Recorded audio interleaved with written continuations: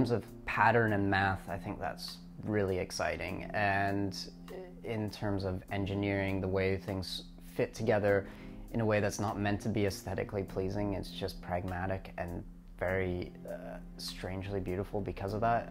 That's what intrigues me. I like trying to decipher functionality from things. I always really disliked the idea of going into art. It seemed like it wasn't a very dignified profession, so I put all my effort into sciences, did calculus and chemistry and physics and all that kind of jazz. And when it came time to decide for schools, really thought that I'd kind of already done those things and didn't want to pursue them, so I applied to Emily Carr and only to Emily Carr. And so I was pretty fortunate to actually get in, because otherwise I don't really know where I would have gone.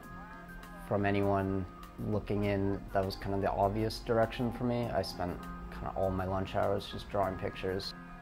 You know, on weekends I'd just go to cafes and draw pictures, and that's kind of what I still like to do more than anything, is just spend all my time in cafes drawing pictures.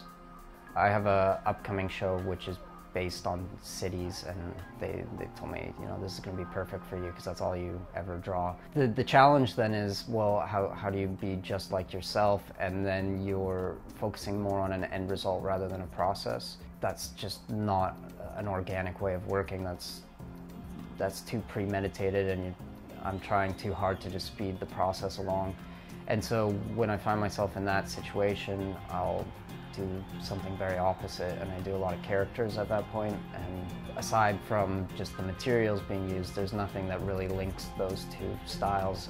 It's great because it just gives me a bit of a reboot in terms of how I'm approaching what I enjoy, and it becomes more about the process and less about the final result.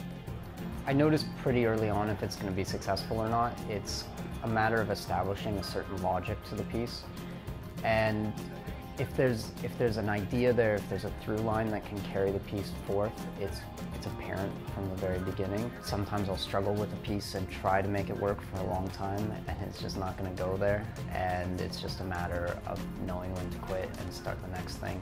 I don't know, nothing feels better than seeing something and knowing that there's a trajectory there that can be expanded on for the next 100 hours or however long it may take. Establishing things that may be impossible but fit a certain logic of that piece and going with it. When I'm starting something new, I just kind of look through my files and find the last thing that I started and see if maybe with fresh eyes it looks a little more appealing now. I feel like there's a difference between designing work and just drawing it, and when I think about drawing in terms of my own practice, it's just pen and ink and it's just going for it. Designing is more a matter of perfecting something through drawing and erasing, and that's just playtime, right? Because there's no mistakes when you can have an eraser at hand, so it's not very intimidating. Hi, my name's Mark Illing. I draw pictures.